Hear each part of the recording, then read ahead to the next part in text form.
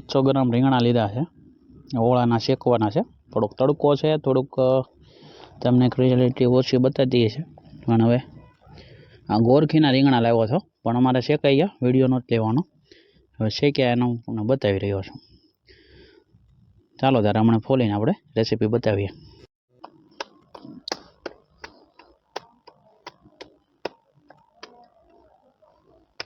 તો બાજરાનો રોટલો અને રીંગણાનો ઓળો આપણે આજે જમવાનો છે। કાઠિયાવાડી ટેસ્ટના રસોડામાં આપણો રોટલો બની રહ્યો છે। તો સરસ મજાનો બાજરાનો રોટલો, રીંગણાનો ઓળો તો તાવડી ઉપર શેકાઈ રહ્યો છે। હવે આપણે જે રોટલો છે અને ફેરવી નાખ્યો છે। તો આપણો રીંગણાનો ઓળો બનાવવા આપણે કમ્પ્લીટ થઈ ગયા છે। આદુ, મરચાં અને લીલું લસણ અને આ પેસ્ટ છે।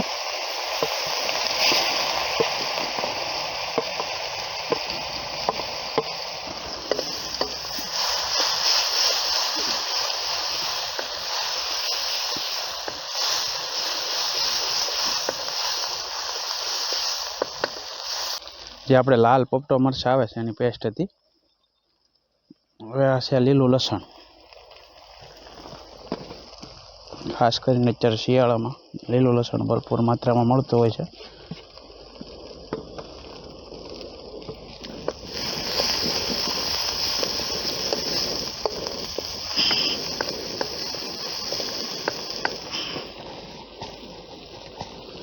આ છે લીલી ડુંગળી 250 ગ્રામ જેવી, 4 થી 5 જણા ખાઈ શકે તેટલો ઓળો બનશે આ।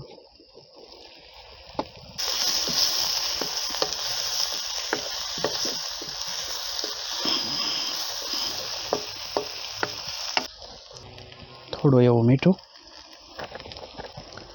થોડી એવી હિંગ, થોડું એવું આદું આપણે નાખી દેવું કે આ બપોરનો વિડીયો બને, સાંજે ટાઈટ હોય છે એટલે આપણે બપોરના વિડીયામાં આદું ઓછું રાખશું, માત્ર ટેસ્ટ માટે।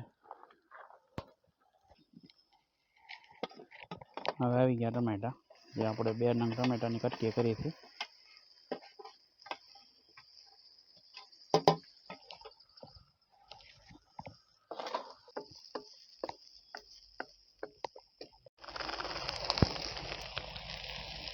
તો કશ્મીરી મરચું આપણે નાખી દીધું છે 2 ચમચી જેટલું।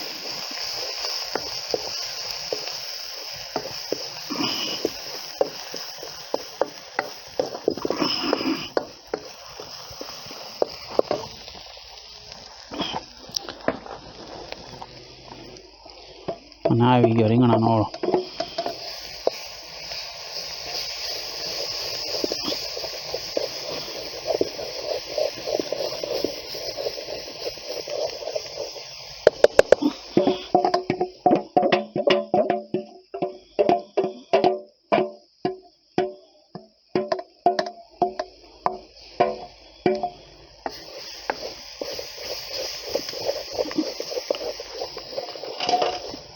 ખાસ આપણે તીખું ખાવાવાળા છે ને એની માટે આ બનાવ્યો છે આજનો ઓળો।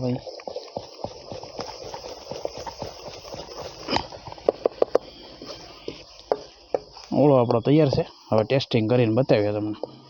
તો ચાલો મિત્રો, આપણે કારની રાહ જોતા હતા કે તીખો તમતમતો ઓળો શિયાળાની ઠંડીમાં આપણે બપોરનો ટાણું થયો છે અને બનાવ્યો છે।